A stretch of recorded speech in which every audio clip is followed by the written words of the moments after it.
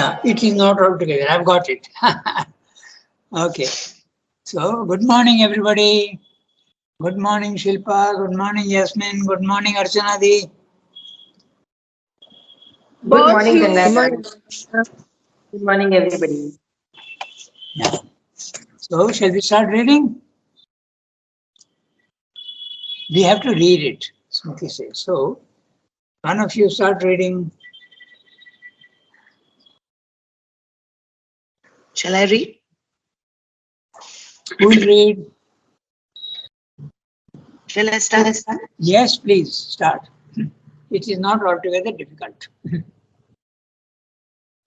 It is not altogether difficult for the mind to envisage, even though it may be difficult for the human will, with its many earth ties, to accept this transformation of the spirit and nature of love from the character of a mixed and limited human emotion to a supreme and all embracing divine passion.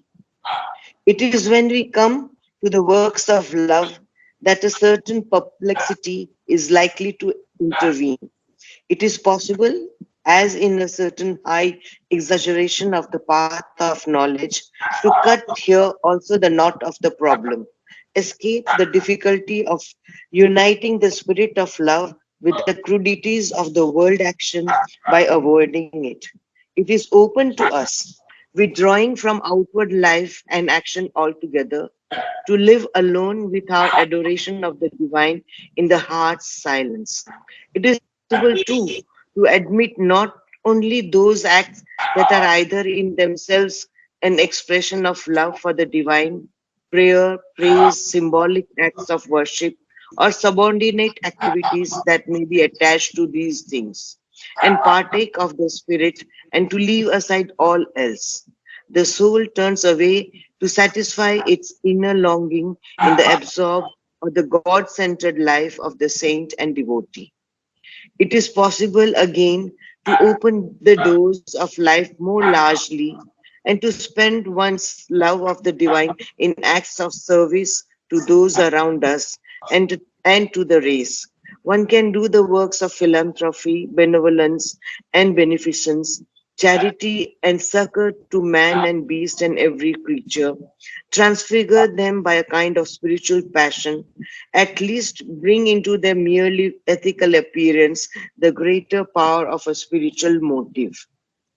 This is indeed the solution most commonly favored by the religious mind of today, and we see it confidently advanced on all sides as the proper field of action of God seeker or of the man whose life is founded on divine love and knowledge. But the integral yoga push towards a complete union of divine with the earth life cannot stop short in this narrow province or limit this union within the lesser dimensions of an ethical rule of philanthropy and beneficence. All action must be made in it part of the God life. Our acts of knowledge, our acts of power and production and creation, our acts of joy and beauty and the soul's pleasure, our acts of will and endeavor and struggle, and not our acts only of love and beneficent service. Its way to do these things will be not outward and mental, but inward and spiritual. And to that end, it will bring into all activities, whatever they are, the spirit of divine love, the spirit of adoration and worship, the spirit of happiness in the divine and in the beauty of the divine, so as to make all life a sacrifice of the works of the soul's love to the divine, its cult of the master of its existence. Quite a big para, and we'll look at it very carefully because Rendo's way of expressing, we have to get used to that. One.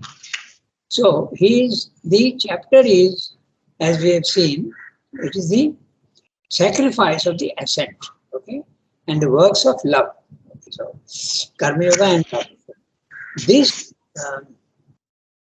yeah, it is not altogether difficult for the mind to envisage, even though it may be difficult for the human will, with its many earth ties, to accept this transformation of the spirit and nature of love from the character mixed and limited human emotion to a supreme, all-embracing divine passion.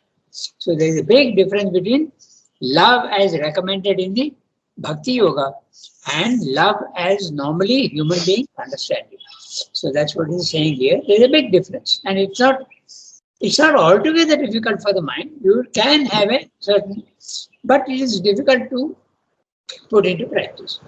It is not altogether difficult for the mind, the normal mind of man, to envisage, to think, or image to oneself, even though it may be difficult for the human will with its many earth ties. The earth ties are the attachments we have to family, to home, to our friends, and to even our other things also, our desires. It may be difficult to accept. What? Accept what? This transformation of the spirit and nature of love. And from what it has to go to what? Normally, human love is full of egoism and also expectations. You do give yourself to others, but also you expect some return. Okay, so this is all the mixed and limited human emotion to a supreme and all-embracing divine passion. All-embracing divine passion, the divine only gives himself, never expects anything. So even in human beings, sometimes you can see that people do give themselves fully, but there is not much of an expectation. Okay, so that's what he's saying here, that it can be like that. Okay, so not very easy, but it can be done partially, not fully. It is when we come to the works of love that a certain perplexity is likely to intervene. And what is that? It is possible as in a certain high exaggeration of the path of knowledge. When you are trying to, the high exaggeration, he's saying when you are trying to get knowledge, okay, you find that the noise of the world, the sights and noises of the world are disturbing you. So you cut yourself away from the physical world. So that's why he's calling it a high exaggeration. It is not necessary to get away from the physical world. It's a high exaggeration. It's very difficult. When you are sitting in your room, the noise of the traffic, the barking of the dogs, all this does disturb you. But you can even meditate in the middle of the battlefield, as he says. Okay. So it's a high exaggeration to think that you have to necessarily leave the physical world. It's not necessary. So just as in knowledge, also in love. That's what he's explaining. It is possible, as in a certain high exaggeration of the path of knowledge, to cut here also in the Bhakti Yoga, the knot of the problem. And how to cut the knot? Escape the difficulty of uniting the spirit of love with the crudities of the world action. When you are doing in the world, there are many, many crudities. Egoism, attachment, okay, perversions, all these things are there. Even if one loves as purely as possible, still there is always some imperfection and limitations in human love. So that's what he's saying. Very difficult to combine the two. Escape the difficulty of uniting the spirit of love with the crudities of the world action by avoiding it. You can cut the problem by avoiding the world action. Separate yourself, go up into the attic or go into the forest or the cave, and you escape the problem. It is open to us. So he is saying, withdrawing from outward life and action altogether, to live alone with our adoration of the divine in the heart's silence. Okay. This is what those who are interested in the Jnana Yoga do that. Okay. A very good example is the Raman Maharshi, who came, he went away from his home, never even told the parents where he's going, 16-year-old. And he went, and when he reached Tiruvannamalai, he knew that he has to go there. And he threw away all his clothes except one loincloth, just to cover his acceptable social behavior, if you want. Okay, just cover the lower part of his body and then go and sit in a it was a small cave-like recess in the temple in Tiruvannamalai, and he sat there for years, days and days. Sometimes he used to sit. And when he used to come out, he used to be hungry, he used to go out into the street and beg. But complete giving up on the physical world. It is possible to admit, he's saying that it is possible to live like that. It is, sometimes it is done, okay? It is possible to admit only those acts that are either in themselves an expression of love for the divine. So he is giving you different grades of the path of love. Either you can completely give up the physical world and go away, or you can be in the world and restrict your actions only to prayer, praise, okay, singing the songs of bhajans, symbolic acts of worship, or subordinate. Symbolic acts, you worship the photograph, okay, or you do going to the in the ashram. There are so many people who go there in the evenings and make the malas and arrange the flowers on the samadhi. All these are all symbolic acts of worship or subordinate activities. That which is not absolutely related to that, but do things like that. There are many people who, for instance, they offer flowers, they buy flowers in the market and give to the ashram. Or you may be buying things in the market for things needed for the worship. Okay, Dhoop and all these subordinate activities. So he's giving you a whole grade, total plunging into the love of the divine, or restricting your withdrawal from the world and engaging only in prayer, praise and symbolic acts, or even slightly subordinate activities that may be attached to these things, and partake of their spirit, and to leave aside all else. Nothing, everything else you leave aside. Don't worry about it. Okay. No other activity except those which are connected with your love of the divine. The soul turns away to satisfy its inner longing in the absorbed or the God-centered life of the saint and devotee. This is possible. All the saints in India, there are so many saints. That's what they used to do. Only concentrate on the Lord and not do anything else. It is possible again, another possibility. It's possible again to open the doors of life. That means open the doors of life, accept the word. Okay. More largely, even more. Not only restrict your activities, but even more largely, and spend one's love of the divine in acts of service to those around us. So he is using the words philanthropy and benevolence and beneficence, charity. Okay? You can do that. And you may feel that you are doing it for the divine. Of course, philanthropy and all that when you do is good, but there's an ego that comes in. So for spiritual life, you have to get rid of the ego. He's not saying that philanthropy and benevolence and charity and all these things are not good. He's not saying that. But he's saying that afterwards he will tell you that there is an element of ego that comes in, a self-satisfaction. That has to be avoided. So you can do all this. I remember one girl who came she was a Spanish girl, and we were having a discussion, and she said that for me, spiritual life is only helping others. Okay?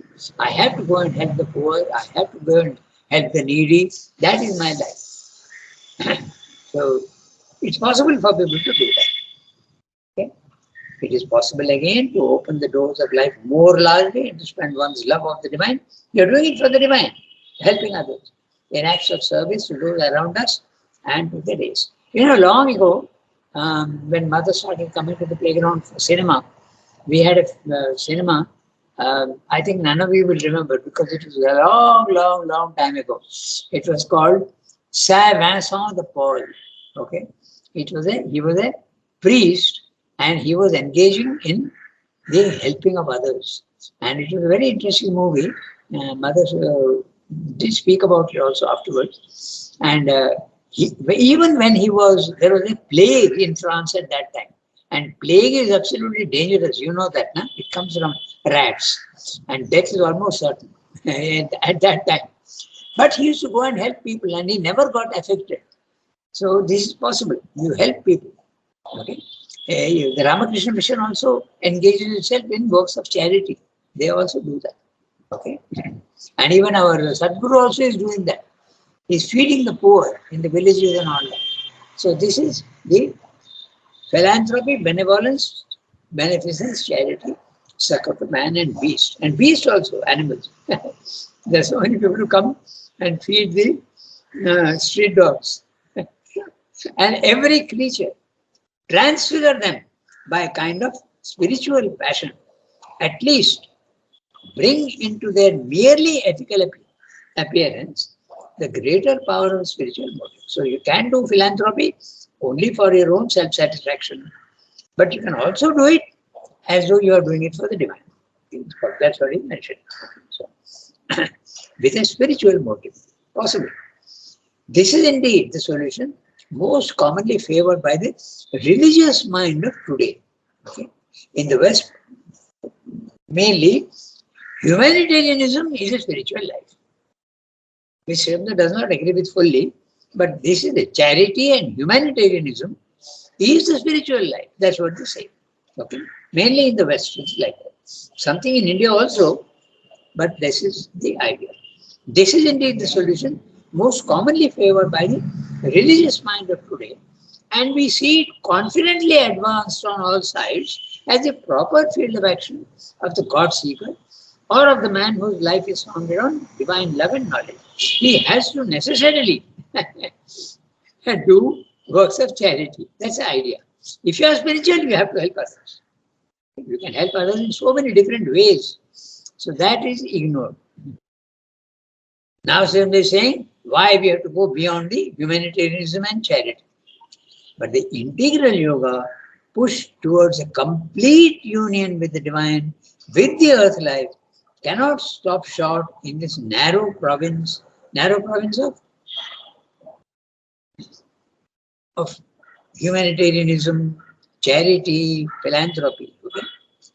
Or limit this action with the lesser dimensions of the ethical rule, morality, of philanthropy and beneficence.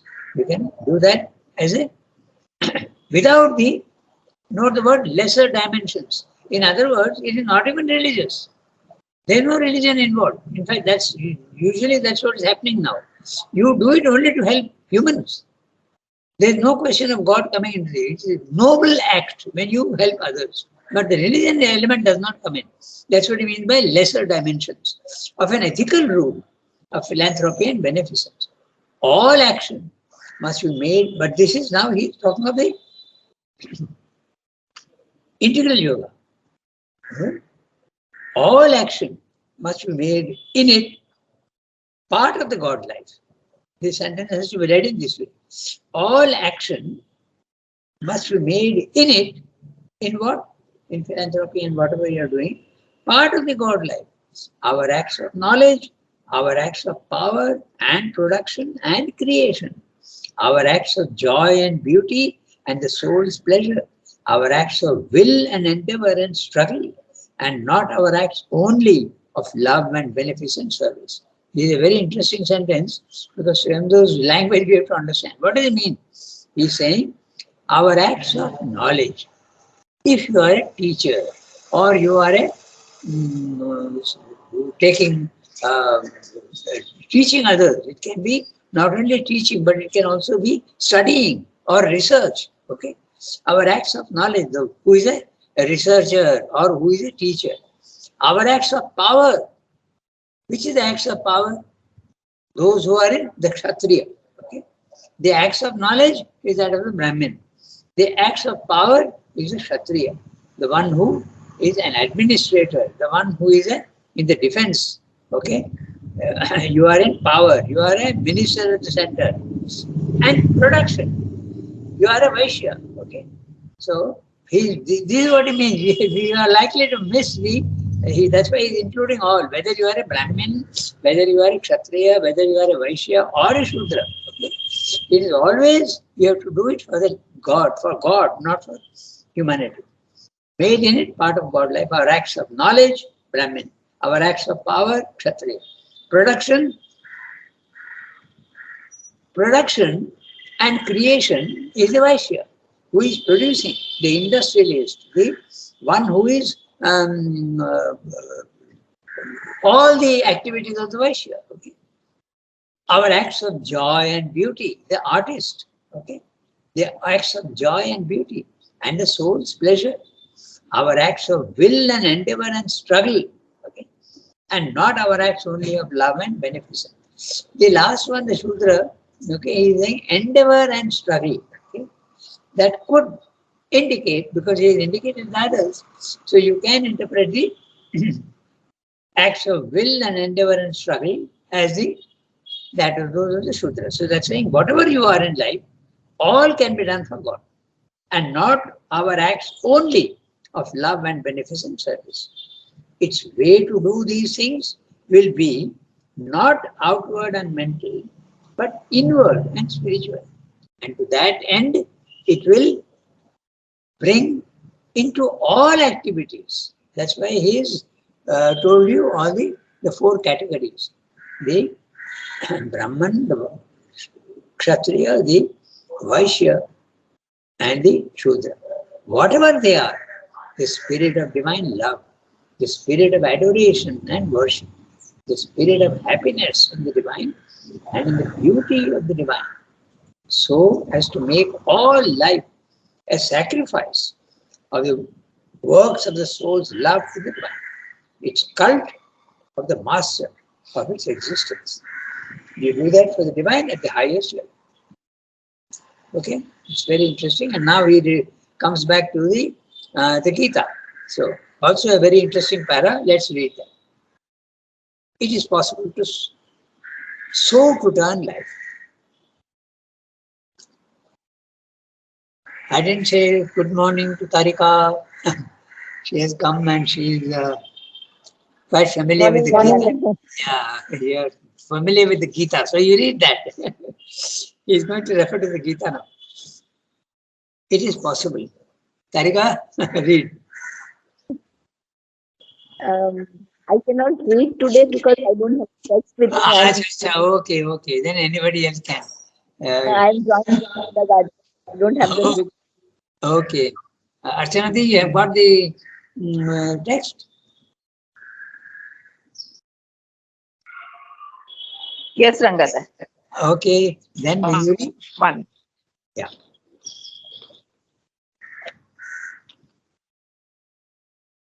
Yes. It is possible. It is possible so to turn life into an act of adoration to the Supreme by the Spirit in one's works. For says the Gita, he who gives to me with a heart of adoration a leaf, a flower, a fruit, or a cup of water, I take and enjoy that offering of his devotion. And it is not only any dedicated external gift that can be so offered with love and devotion, but all our thoughts, all our feelings and sensations, all our outward activities and their forms and objects can be such gifts to the eternal.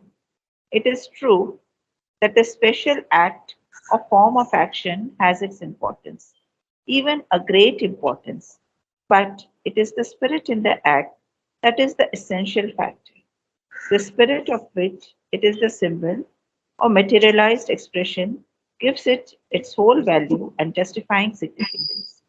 Or it may be said that a complete act of divine love and worship has in it three parts that are the expression of a single whole: a practical worship of the divine in the act, a symbol of worship in the form of the act, expressing expressing some vision and seeking and in the form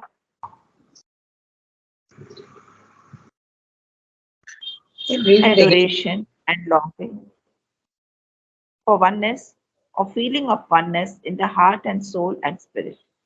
It is so that life can be changed into worship by putting behind it the spirit of a transcendent and universal love, the seeking of oneness, the sense of oneness, by making each act a symbol, an expression of Godward emotion, or a relation with the divine, by turning all we do into an act of worship, an act of the soul's communion the mind's understanding, the life's obedience, the heart's surrender. Very interesting paragraph where he's saying that everything in life, whatever you are doing, can be made part of the spiritual life. It is possible so to turn life. Now, Srivamda uses the word so in this way. Okay, so it's very interesting. Like this, thus, in that sense.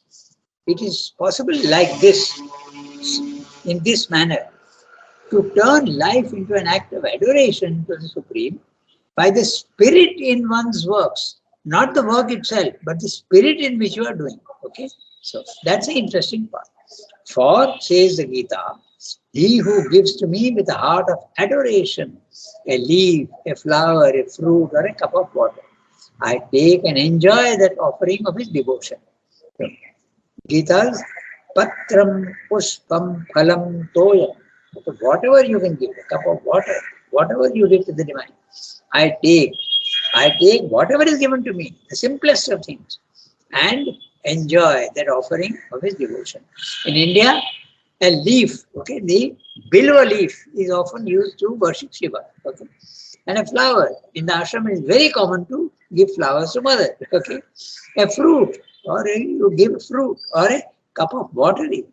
Now the water is very interesting because in all religions, they use water sometimes, consecrated water, and so it can be done in that way. I take and enjoy that offering of devotion. There is a very interesting story here, how what you are giving is not important, but the spirit in which you are giving is important. Okay. Once there was it is not recorded anywhere, it will come down orally, what I am going to tell you. Okay. There was a very poor person who had nothing, but she had tremendous devotion for mother. And she gave some good, okay, good means molasses, okay. She gave some good to mother. She sent it to mother. And mother used to keep that on her table, and she used to every day just take a little bit and eat it, okay, just a little bit, and she would taste it. Then Juman Bhai, who used to prepare her food and give her the food, I told her, mother, after 5-6 days, mother, this good has become bad. Why are you eating this good every day a little bit? She said, you don't know, I am not eating the good. I am enjoying the spirit in which it was offered. Okay? So that's exactly what Srivamda is saying here. See? He's saying, in the Gita, I take and enjoy that offering of his devotion. That is what is important. Whether it's a cup of water or a leaf or a flower or a fruit, is not the question. Or even something very, you remember the story of Sabari, na? She is making sure that the fruits she is giving to Rama are sweet and not sour or anything. So she is herself tasting, okay, and giving to him. So normally this would be condemned as sacrilegious. What is it? You are giving something chuta to the divine after you have tasted yourself. But the spirit in which it is done is the matter. That's it. So that's what is being told here. I take and enjoy that offering of his devotion. And it is not only any dedicated external gift that can be so offered. Again, the word so, used in this sense, can be so offered with love and devotion. But all our thoughts, all our feelings and sensations, all our outward activities and their forms and objects can be such gifts to the eternal. Whatever you are thinking, whatever you are doing, everything can be offered to the divine. It is true that the special act or form of action has its importance. Okay? It's not that it has no importance. There is an importance. Now I've got a note on special. Let me see what that is. Just 1 second. Yeah. Oh, it's a special in this sense, unique or specific to a person or thing or category. That's what I've just got a note. It is true that the special act or form of action has its importance, even a great importance, but it is the spirit in the act that is the essential factor. Spirit in the fact. Someone who is giving 1 rupee offering, okay, it's very interesting that many money orders used to come to the ashram. Some were very small amounts, okay, 5 rupees, 10 rupees, money orders used to come. And sometimes these money orders, we have to sign or receipt. 100 money orders used to come to the ashram every day. And some of them are all very small, 5 rupees, 6 rupees. But what is the attitude with which it is given? That's the important thing. Huh? So, someone who is giving 1 lakh of rupees but insists that it should be known, that everybody should know that I am giving this much. That has no value compared to someone who is giving his life savings is only, he has got only 10 rupees and is giving 50% of it, 5 rupees. That's much more valuable than the other one. So that's what he's saying. All our thoughts, all our feelings, sensations, all our outward activities in the forms and objects can be such gifts to the eternal. It is true that the special act or form of action has its importance, even a great importance. But it is the spirit in the act that is the essential factor. The spirit of which it is a symbol or materialized expression gives it its whole value and justifying significance. Or it may be said, okay, that a complete act of divine love and worship has in it 3 parts that are the expressions of a single whole. And what is that? Practical worship of the divine in the act, a symbol of worship in the form of the act, expressing some vision and seeking or some relation with the divine, and inner adoration and longing for oneness or feeling of oneness in the heart and soul and spirit. So, what is meaning here is that these 3 parts are like this. The spirit in which the sacrifice is done. You offer it with the idea that you are offering this to the divine. The thought of the divine when you are doing it. It's very possible to drop some coins in the hundi box on the samadhi without any thought of offering it to the divine. Mechanically, you just drop a few coins into that one. That is possible. But the spirit in which you do is the most important thing. That's what Sri says. While doing it, while throwing that coin into the hundi, wherever it be, whether Tirupati or here, it doesn't matter, you are offering it to the divine. The thought of the divine is in your mind. That's the spirit. Next is the outward act. And what is that? You can do Shashtang Pranam, you can do only a Pranam standing up, or you can bow down, or you can offer your flowers, or even the priest, when he does the Arati, all these are the outward act. Okay? There is outward act. And then there is a symbol. What is it? A photograph or a stone image or the Guru, a photograph. So this is the 3 things that should be saying.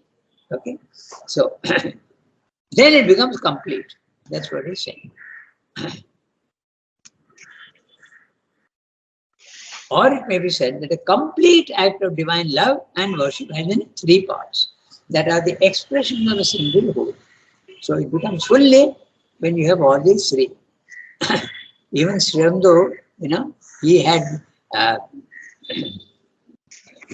don't think he had a picture of Sri Krishna, but he had something very interesting. He had a small vessel in which he had kept some soil from Dakshineshwar, where Ramakrishna was there. Okay? He had kept a little bit of soil there. And when the police came to search his places, they found this small vessel containing this soil, and they thought it is bomb material.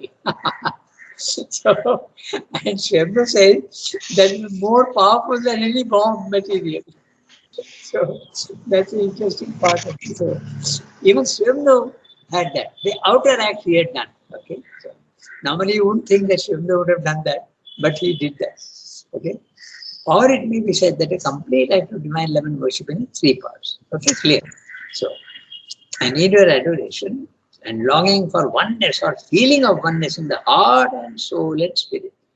Note that. Heart and soul and spirit. Heart is the upper vital, higher vital.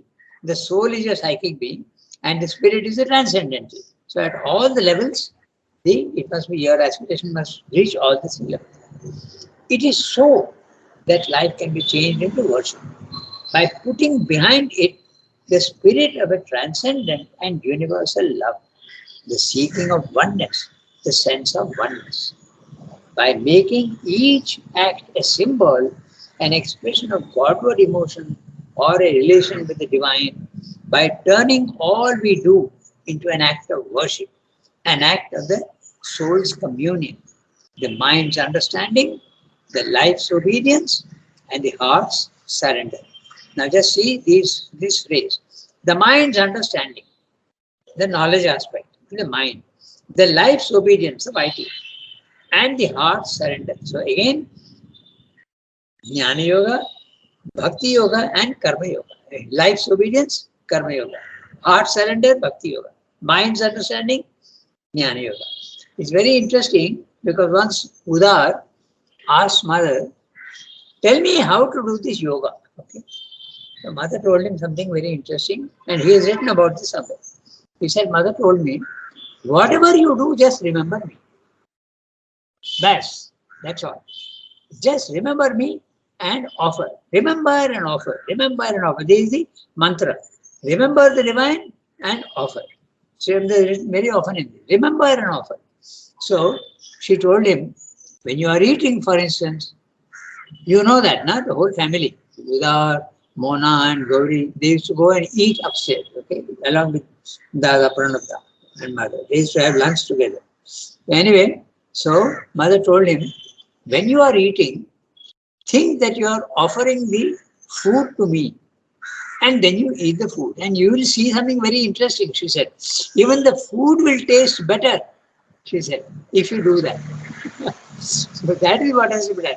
And food eating is one of the, well, in a way, more crude than any other thing. When you are thinking of the divine, it is subtler. But when you are eating, normally it is done for your own enjoyment and taste. But if you think of the divine and offer it to the divine and eat it, that becomes part of the spiritual life. Okay. So, 8:31. So, we have finished 2 paragraphs and we can, we have got 4 minutes. We can read the next one. I don't know how big it is. It's just, oh, it's quite big. So, you decide. Should we read it? I think we better leave it here. No? We'll do this next time. In any cult, the symbol. So now Surendra is going to discuss the 3 aspects. The cult, the symbol, the act, and the spirit. That is what he is going to discuss in 3 paragraphs. So we'll do this next time. Okay? We discussed just now that there is 3 parts. No? Yeah, tell me. What exactly is the meaning of the word cult?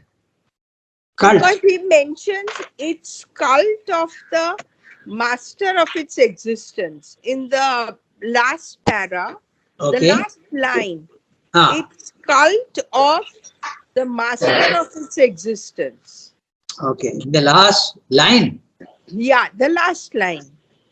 Okay. It's cult of the master of its existence. I'm just trying to find it.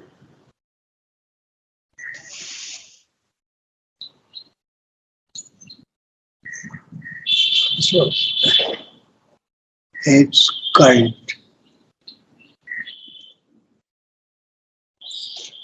Last line. It's the previous paragraph, Rangada. Oh, it's a previous. Page 162. Yeah. I've understood. Yeah. It's the end of the previous para. Yeah. And it's the last little. Yeah, I've got. Yeah. It's cult of the master of all existence. So, cult. I have to check the dictionary, but I have a note on cult elsewhere, so I'll just see whether it is clear. Okay, so cult. Cult normally means followers of an exclusive system of religious beliefs. Okay, and the word is used often in a negative sense, but here Sri is obviously not using in a negative sense. So I'm repeating. Cult is the followers of an exclusive system of religious beliefs and practices. So when he's using the word cult in this sentence, he means the one who are following. Okay, it's cult of the master of all existence. So for you, which is the master of existence? Okay, he may have used in that sense, but I have to check the dictionary to make sure of what I'm saying, because in the other one, cult is very clear. Okay, cult is usually the belief in a set of fixed religious uh, Belief. principles. Cult. That's why they say that in Shyamdas Yoga, no cult at all. Okay. So we have to check that. So it's a good question how he has used the word cult here. I'll have to check that and we'll get back to it next time. Okay. I'm not sure. Normally, in the dictionary meaning of cult is that you are a set of beliefs in only one, religious beliefs, not spiritual, religious beliefs.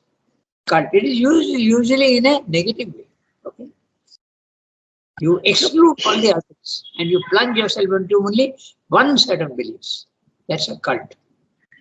But Rangada, here, it here cannot. also it can be meant as a belief, no?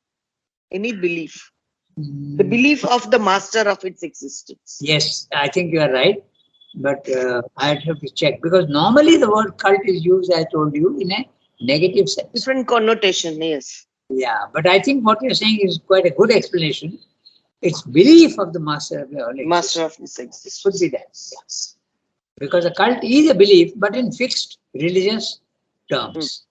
Yeah, it could be. I'll have to check that. I'll check it and add it to my text. Okay. So, all right. Au revoir, everybody. Rangada. Rangada.